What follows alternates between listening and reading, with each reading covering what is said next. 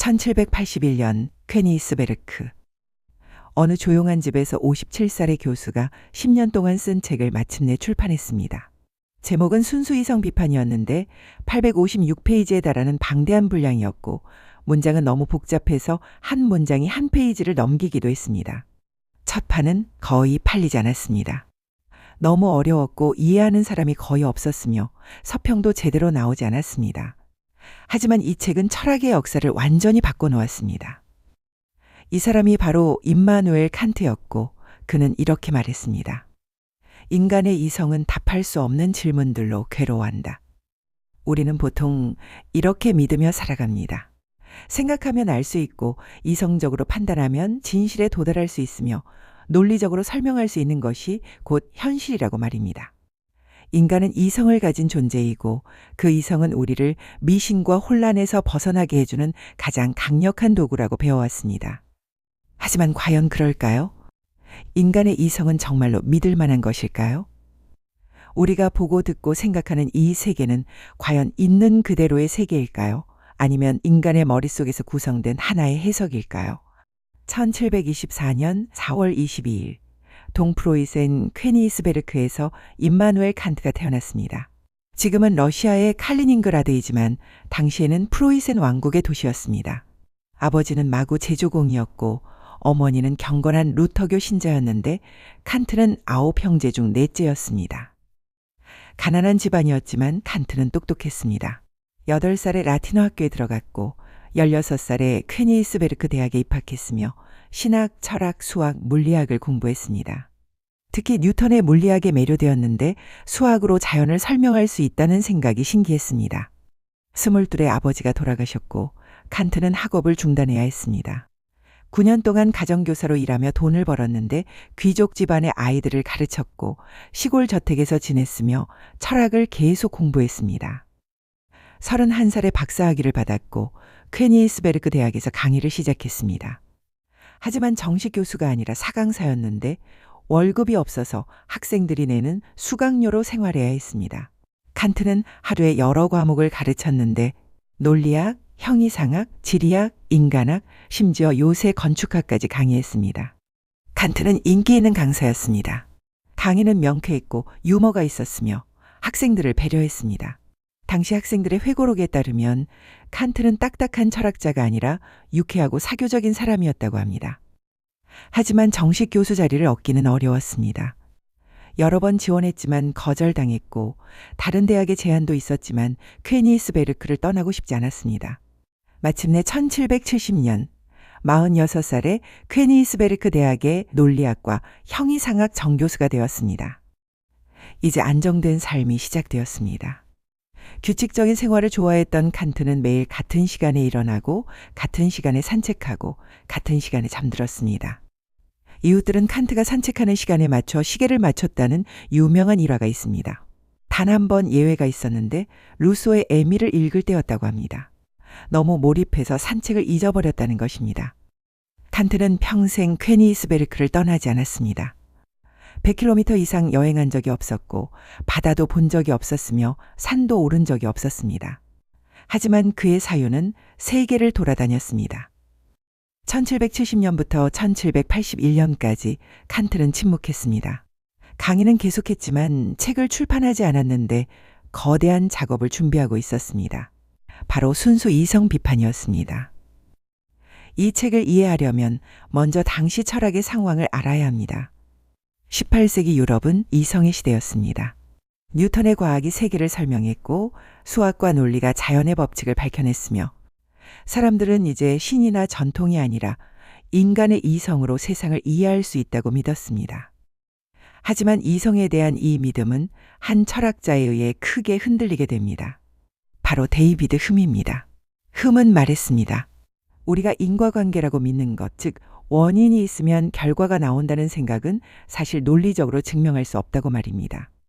해가 매일 뜬다고 해서 내일도 뜰 것이라는 보장은 없고 불에 손을 대면 뜨겁다는 경험이 있다고 해서 불이라는 대상 자체에 뜨거움이라는 성질이 필연적으로 붙어 있다고 말할 수는 없다는 것입니다. 인간은 반복된 경험에 익숙해졌을 뿐 필연성을 본 적은 없다는 것이 흠의 주장입니다. 칸트는 훗날 이렇게 고백합니다.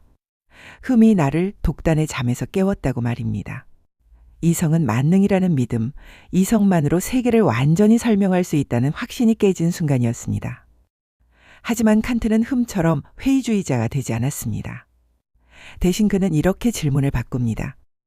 우리가 무엇을 아는가가 아니라 우리가 어떻게 알 수 있는가를 묻기 시작한 것입니다. 이 질문이 바로 칸트 철학의 출발점입니다. 칸트는 이렇게 비유했습니다.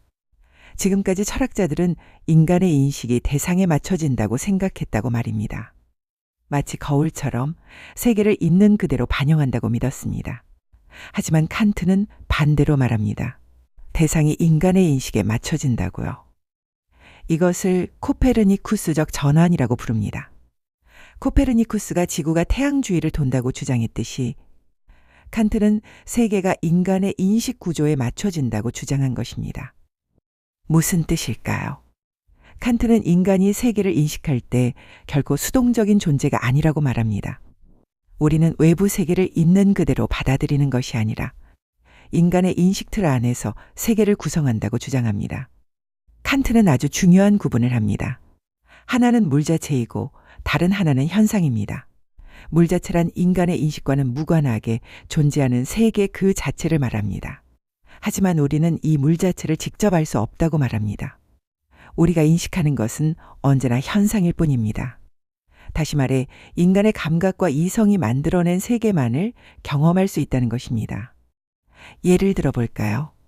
지금 당신 앞에 빨간 사과가 있다고 합시다.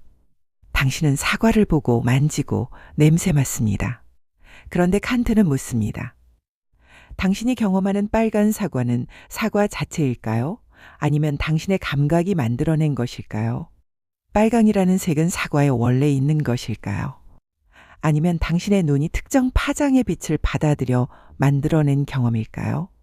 만약 당신이 생명이라면? 만약 당신이 다른 종류의 감각기관을 가지고 있다면? 사과는 여전히 빨갛게 보일까요?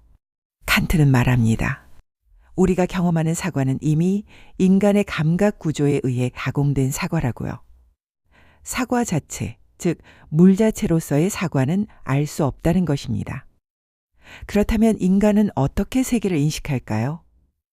칸트는 먼저 감각의 역할을 설명합니다. 인간은 시간과 공간이라는 틀 안에서만 대상을 인식할 수 있다고 말합니다.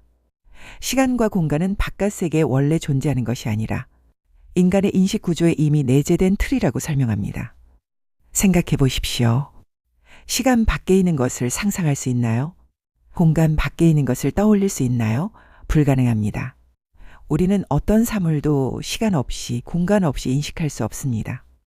이 말은 곧 우리가 경험하는 세계는 이미 인간의 틀에 의해 정리된 세계라는 뜻입니다. 여기에 더해 인간의 이성은 범주라는 도구를 사용합니다. 원인과 결과, 수량, 질, 관계와 같은 개념들이 바로 그것입니다. 우리는 이런 범주를 통해 세계를 이해하고 질서 있게 정리합니다. 예를 들어 당신이 비가 오면 땅이 젖는다고 말할 때 여기에는 인과관계라는 범주가 작동하고 있습니다. 비와 젖은 땅 사이의 원인 결과라는 연결을 인간의 이성이 만들어낸 것입니다.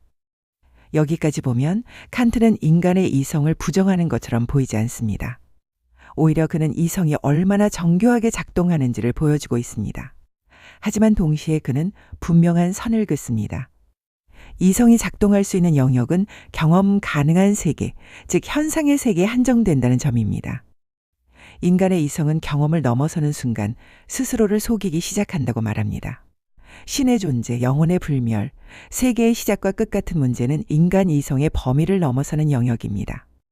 이성은 이 문제들에 대해 질문할 수는 있지만 답을 증명할 수는 없다고 말합니다. 칸트는 이것을 직접 보여줍니다. 이율배반이라는 개념인데 이성이 스스로 모순에 빠지는 경우를 말합니다.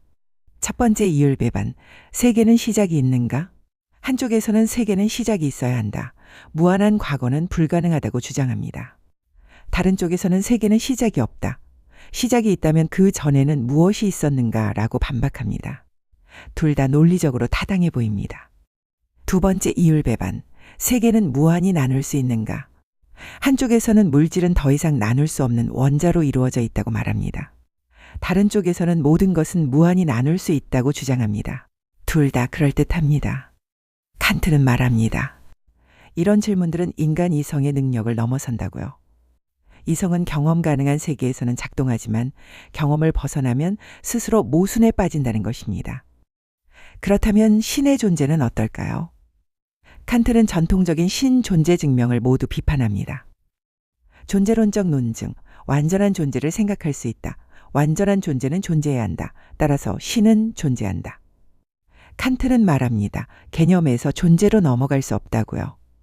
내가 100달러를 생각한다고 해서 내 주머니에 100달러가 생기지는 않습니다. 우주론적 논증, 모든 것은 원인이 있다. 따라서 최초 원인인 신이 있어야 한다. 칸트는 반박합니다. 인과관계는 경험 세계에서만 작동하는데 경험을 넘어서는 최초 원인을 증명할 수는 없다고 말합니다. 칸트는 이렇게 말합니다. 신의 존재를 이성으로 증명할 수도 없고 부정할 수도 없다고요. 우리는 알 수 없다는 사실을 정직하게 인정해야 한다고 말합니다. 이것이 칸트가 말한 이성의 겸손입니다. 그렇다면 여기서 한 가지 질문이 생깁니다.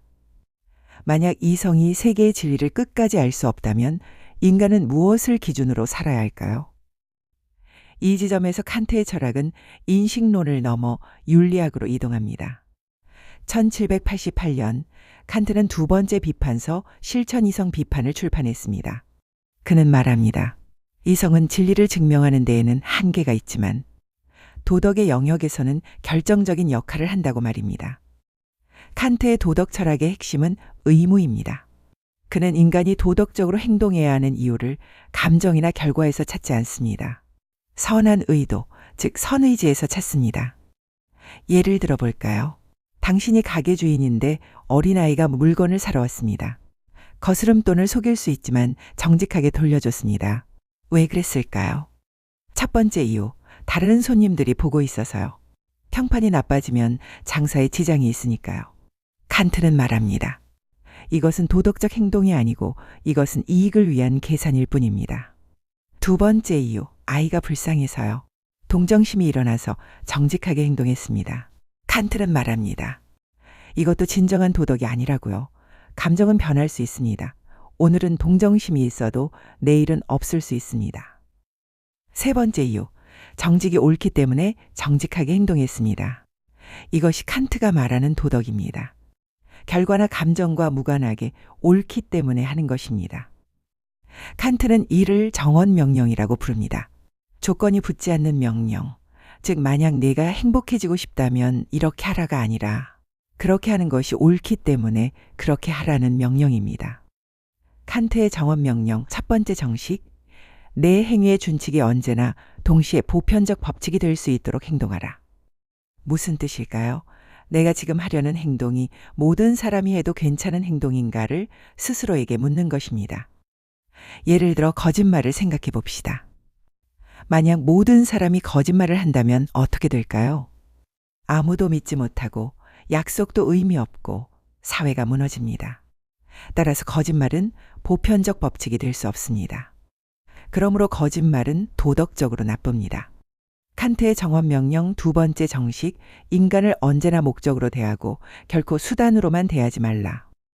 인간은 어떤 목적을 이루기 위한 도구가 되어서는 안 되며 그 자체로 존엄한 존재라는 주장입니다. 이 말은 현대 인권 사상의 기초가 되었습니다. 예를 들어 당신이 사업을 하는데 직원을 단지 이익을 위한 도구로만 본다면 칸트는 말합니다. 이것은 도덕적으로 잘못되었다고요. 직원도 존엄한 인간이고 그 자체로 목적인 존재이기 때문입니다.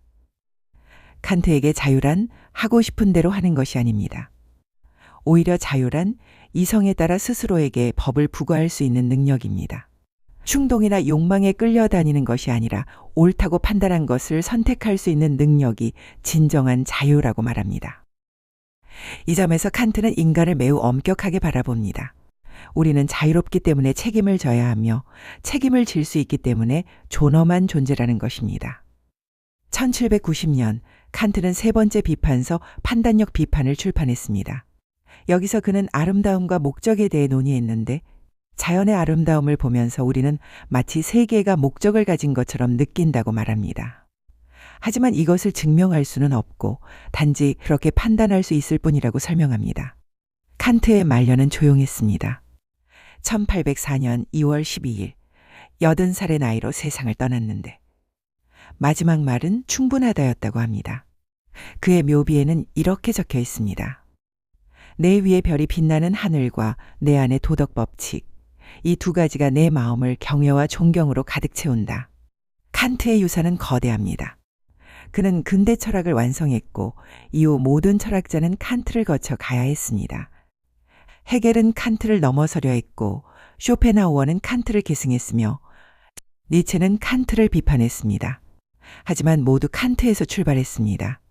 칸트가 우리에게 남긴 것은 무엇일까요? 첫째, 겸손입니다. 인간의 이성은 강력하지만 한계가 있습니다. 알 수 없는 것은 알 수 없다고 인정하는 것. 이것이 진정한 지혜입니다. 둘째, 책임입니다. 우리는 자유로운 존재이고 따라서 우리의 선택에 책임을 져야 합니다. 변명할 수 없습니다. 셋째, 존엄입니다. 모든 인간은 그 자체로 목적이고 수단이 되어서는 안 됩니다. 이것이 인권의 기초입니다. 오늘을 살아가는 우리에게 칸트의 질문은 여전히 유효합니다. 나는 무엇을 알고 있다고 믿는가? 그 믿음은 어디까지 확실한가? 나는 타인을 수단으로 대하고 있지는 않은가?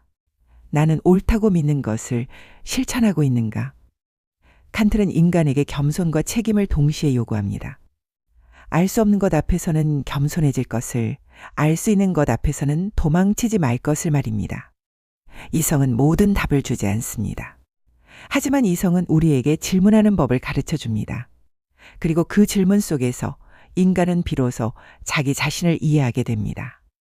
다음 시간에도 인간의 내면을 비추는 또 한편의 지혜로 찾아뵙겠습니다. 구독과 좋아요는 이 철학의 여정을 이어가는 큰 힘이 됩니다. 오늘도 시청해 주셔서 감사합니다.